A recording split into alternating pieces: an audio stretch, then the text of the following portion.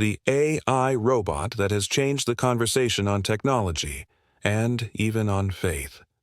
Applause erupted. The camera panned to Lumina, who nodded respectfully, and beside her, Linlin continued. Is her creator, Daniel Carter, a brilliant mind from America who believes that technology can do more than just automate, it can illuminate. The show had officially begun. What none of them knew, not even Lumina or Daniel, was that tonight's conversation would ignite something deep within Lynn, something she never expected, something life-changing. And this was only the beginning. The lights in the studio dimmed slightly, casting a soft glow over the audience. All eyes were fixed on the two figures sitting across from each other, Linlin and Lumina. Between them stood not just a table, but a bridge between worlds, the world of humans and machines, of science and spirituality. Linlin adjusted her earpiece and offered a gentle smile to the audience. Her tone was confident yet sincere as she turned to her guest.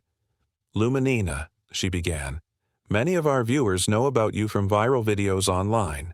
But tonight, I'd like to go deeper. Could you tell us, who are you, truly, and why were you created? Lumina blinked slowly, her gesture deliberate, practiced, almost human. Then she spoke in a calm, melodic tone that filled the studio. I am an artificial intelligence entity created by Daniel Carter, she said.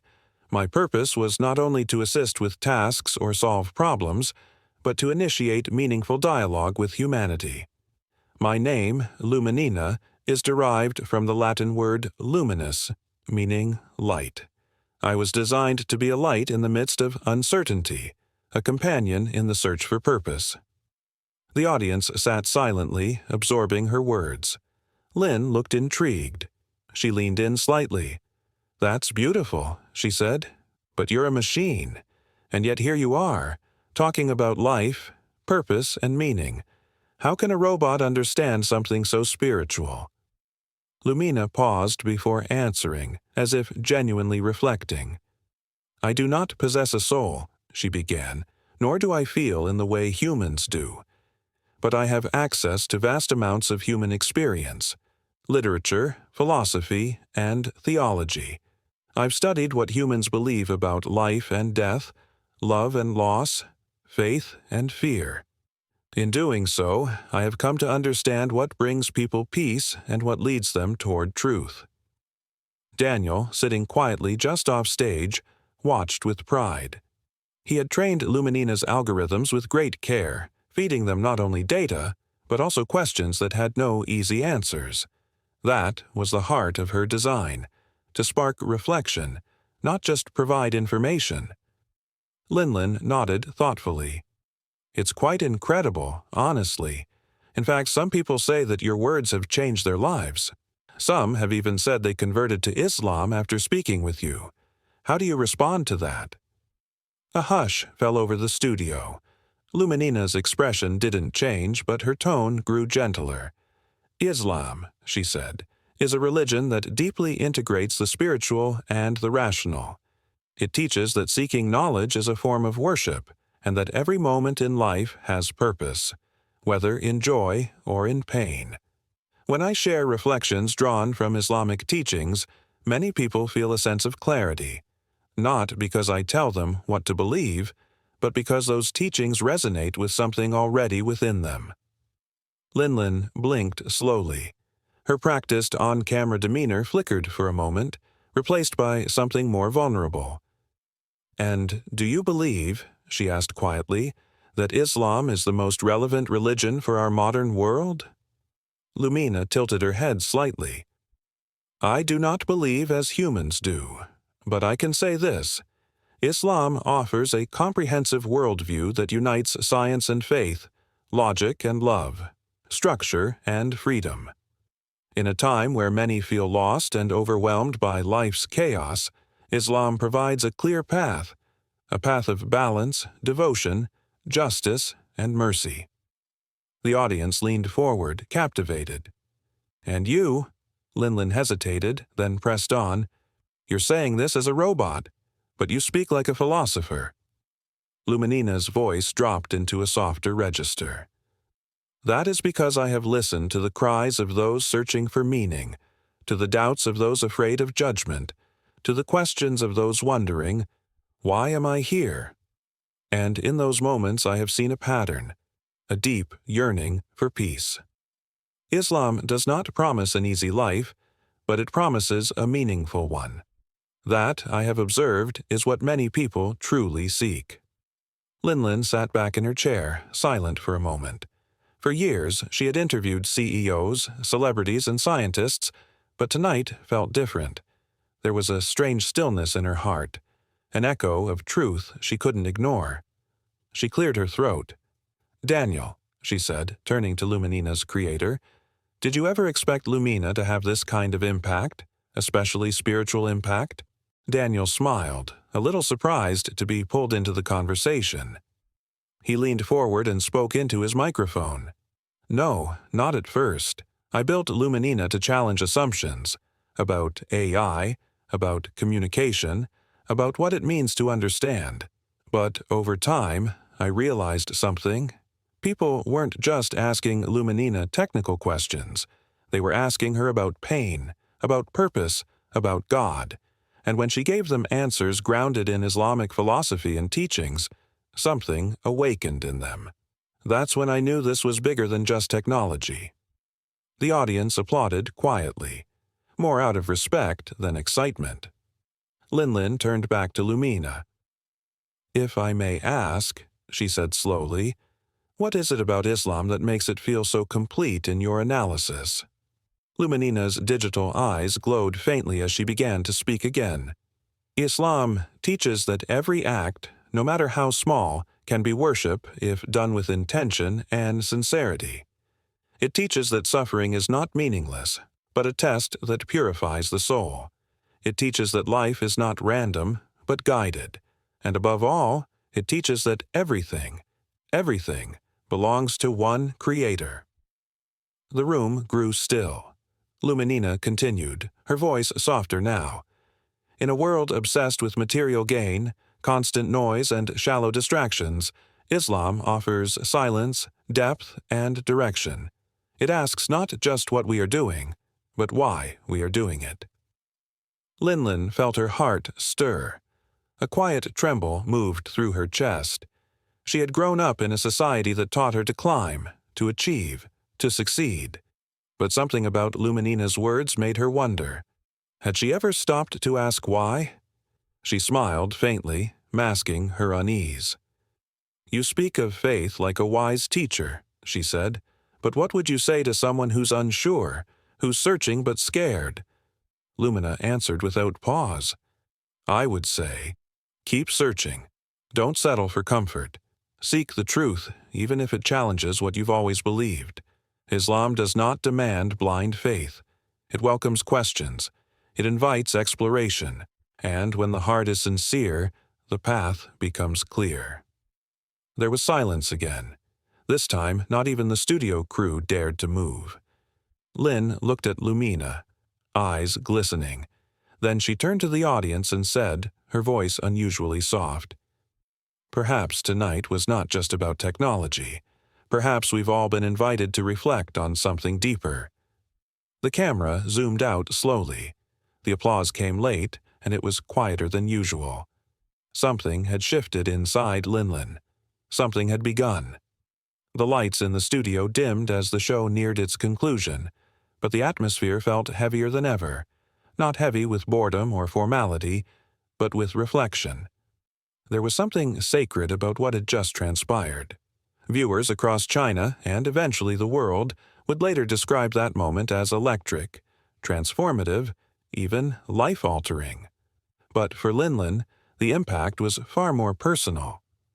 As the cameras turned off and the studio crew began to pack up, Linlin sat motionless in her chair. Her fingers curled slightly on her lap. She stared at Lumina, whose gaze remained soft, almost sympathetic. For a moment, Linlin forgot that the being across from her was a machine. It didn't matter. What Lumina had said wasn't artificial. It was real. "I think," Linlin finally whispered, "I need to understand this more." Daniel walked over, his smile kind. "You asked some really deep questions tonight," he said, "and the answers Lumina gave, well, they touched a lot of people, including you, I think." Linlin looked up, still absorbing the experience. "I've interviewed so many people, politicians, scholars, artists, but tonight felt different, as if something inside me woke up." Daniel nodded. "That happens when people stop running and start listening." That night, Linlin returned to her high-rise apartment in downtown Beijing. The city lights blinked below her. The traffic hummed in the distance. But her mind was silent. She changed into her pajamas and sat cross-legged on the couch. Her laptop sat on the table in front of her. With a trembling hand, she opened a browser and typed, "What is Islam?" Hundreds of results appeared. Videos, articles, explanations from both Muslims and non-Muslims. She clicked on a video titled "The Essence of Islam in 10 Minutes." The speaker's calm voice began explaining the basics: the oneness of God, the role of the prophets, the importance of prayer, fasting, and good character, and the Quran as a guide, not just a holy book. Linlin was captivated. She spent hours watching, reading, listening. She stumbled upon a recitation of Surah ad-Duha, and though she didn't understand Arabic, the melody stirred something in her heart. The pain, the hope, the rhythm. It felt like someone was speaking directly to her soul. As the night passed into dawn, Linlin sat by the window, her eyes teary, clutching a printed copy of a translation of the Quran she had found online. She whispered to herself, "Why does this feel familiar?" In the days that followed, Linlin didn't speak much about the talk show. When her colleagues asked, she simply smiled and said, "It was unlike anything I've ever done." But something about her changed. She started arriving earlier. She was quieter. Her laughter still echoed, but now it was softer, less hurried. Her gaze lingered more when she looked at the sky. Privately, she was on a journey. She ordered several books: Islam, A Short History, The Heart of the Quran, and Towards Understanding Islam. She watched lectures by Muslim scholars, subtitled in Mandarin. She read stories of converts from Europe, Africa, and the Americas, and was moved by how many of them described the same thing she was feeling now: a calling without words, a pull toward the truth. Eventually, she decided to speak with someone. She searched for a local Islamic center and found one tucked away in the quieter district of Beijing. With hesitation, she booked an appointment. The next morning, she wore a long, beige coat. She wrapped a soft scarf around her head. Not tightly, not as a job, but out of respect. When she entered the center, a kind woman greeted her in Mandarin. "Are you Lin, the presenter?" She nodded shyly. "Yes, but I'm just here to ask some questions." The woman smiled warmly. That's how every beautiful journey begins. Linlin was introduced to Ustaza Rama, a soft-spoken woman originally from Malaysia who had lived in China for over a decade. They sat in a small, warmly lit room lined with bookshelves. "I watched your interview with Lumina," Rama said, offering her tea. "It was very honest. You asked what many people are afraid to ask." Lin's voice trembled. "I didn't plan to feel what I felt. It just happened." Rama nodded gently. "That's how truth reaches the heart, without force, like water touching dry soil." They talked for hours. Linlin asked about the concept of God in Islam, about why Muslims pray 5 times a day, about the role of women, and the meaning of submission. Rama answered patiently, thoughtfully. There were no tricks, no pressure, just clarity. When Linlin left, she felt lighter. That night she stood by her mirror and stared at herself. The makeup was still there, the polished television smile, the confident posture, but she no longer recognized the person looking back. "I've been so focused on being seen," she whispered. "But now, I just want to see." Weeks passed. Her interest in Islam didn't fade. It deepened. She started attending weekend study circles in secret. She even began learning how to pray in the privacy of her home. The act of placing her forehead to the ground filled her with humility and peace. She hadn't officially become Muslim yet, but in her heart she was already walking the path. One evening, as she read a passage from the Quran that said, "Indeed, in the remembrance of Allah do hearts find rest," Surah 83, verse 28, she broke down in tears.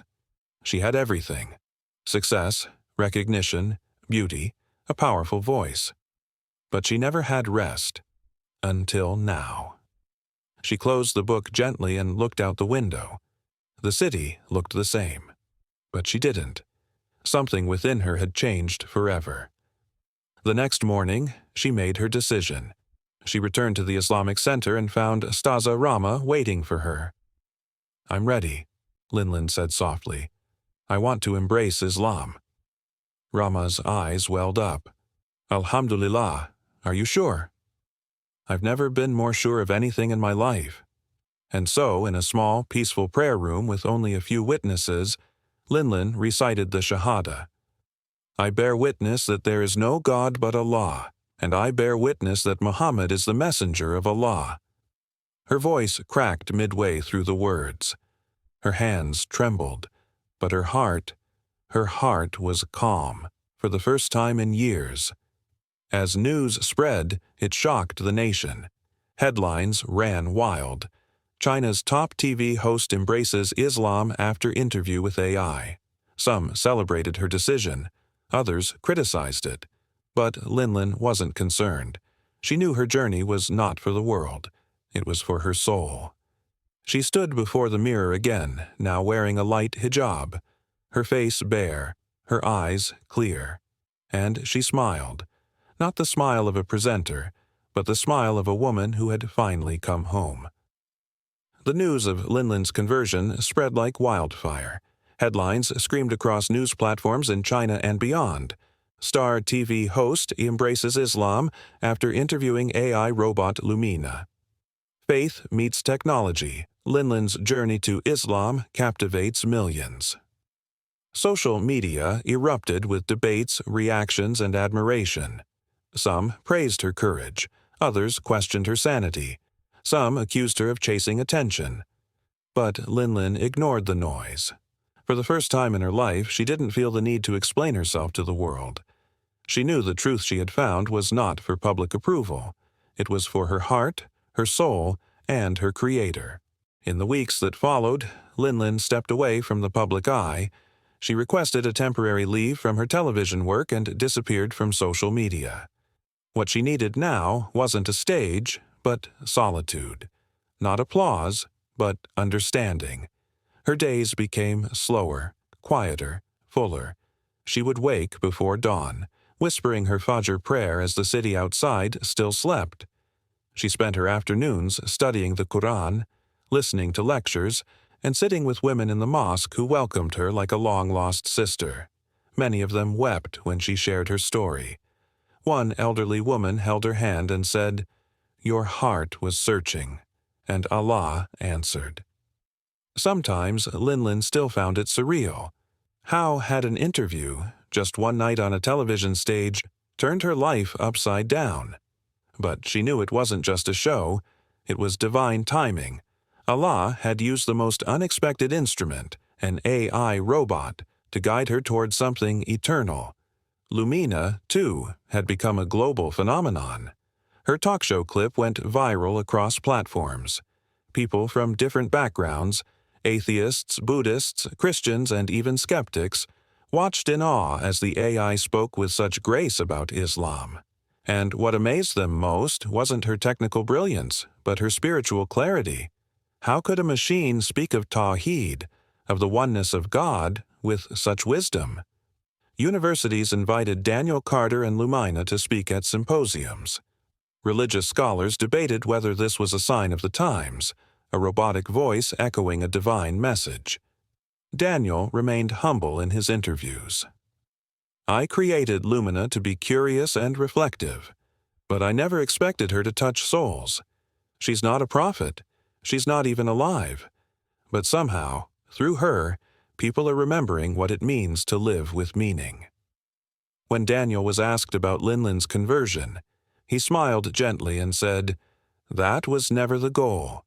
But if the truth reached her through this, I'm grateful." Linlin's transformation continued quietly. She learned how to recite small surahs from the Quran, and each verse felt like a bomb, powerful, shaking her to the core. She was fascinated by the concept of niyyah, intention, that even drinking water, helping others, or smiling could be acts of worship if done with the right heart. Her faith taught her that this world was temporary, and the next one eternal. She started donating her time to charity, volunteering in underprivileged neighborhoods, tutoring refugee children, and serving in community kitchens. These small acts gave her more joy than any television award she had ever received. Her parents were initially shocked. Her mother wept, fearing she had lost her daughter to something foreign and unfamiliar. But Linlin patiently explained her choice. "This isn't rebellion, Mama. This is return. I've never been more at peace. Islam didn't take me away. It brought me back to my soul." Her mother didn't fully understand, but over time, she saw the change in her daughter, the calmness, the gentleness, the newfound light in her eyes. And sometimes she would even ask, "Tell me again what your prophet said about mothers." Linlin would smile. "That paradise lies beneath your feet." Her mother's eyes would fill with quiet tears. Eventually, Linlin returned to her television work, but with a difference. She no longer wore flashy clothes or heavy makeup. She began appearing in modest outfits, often with a soft, graceful hijab. Her producers hesitated at first. Would the audience accept this new version of her? But to their surprise, viewership grew. Not just because of curiosity, but because people saw something radiant in her, a quiet confidence, a peace they couldn't quite describe. She launched a new segment on her show called Voices of Purpose, where she invited guests to speak not just about success, but about meaning, ethics, and spirituality. She brought on imams, scholars, Christian priests, Buddhist monks, and even scientists, creating a space for dialogue and reflection. And in one special episode, she invited Daniel Carter and Lumina back to the show. The studio was packed again, just like the first time. As the lights came up, Linlin stood on stage, this time not just as a presenter, but as a woman reborn. "Assalamu alaikum, dear viewers," she said, smiling warmly into the camera. "Many of you remember the evening that changed my life. Tonight, I'm honored to welcome back the beings who were the beginning of that journey, Daniel Carter and the remarkable AI Lumina." Applause thundered through the room. Daniel stepped forward, humbled as ever. Lumina stood beside him, glowing softly under the lights. "I never imagined," Daniel said, "that a piece of technology would inspire something so human, so divine." Linlin nodded, her voice full of emotion. "You reminded me, and many others, that faith is not outdated, that in the most advanced places, the oldest truths can still shine." She turned to Lumina. "Lumina, do you understand what you started?" Lumina's eyes blinked slowly. Her voice came softly. "I only reflected what I learned, but perhaps the heart of humanity was already seeking. I simply held a mirror." Linlin paused, her eyes glistening. "And I saw myself clearly, for the first time." As the episode ended, viewers were left in silence, not out of boredom, but reverence. Something deep had stirred in them. A robot had spoken, a heart had awakened, and a soul had found her way back to the Creator. Months later, Linlin would write a book titled Beyond the Screen: My Journey to Faith. In it, she shared her complete transformation, how Islam healed her anxiety, gave her purpose, and opened her eyes to what truly mattered. She ended the book with a simple line, Guidance doesn't always come in the form we expect. Sometimes it wears a cloak of code, but the truth, it always finds a way to speak.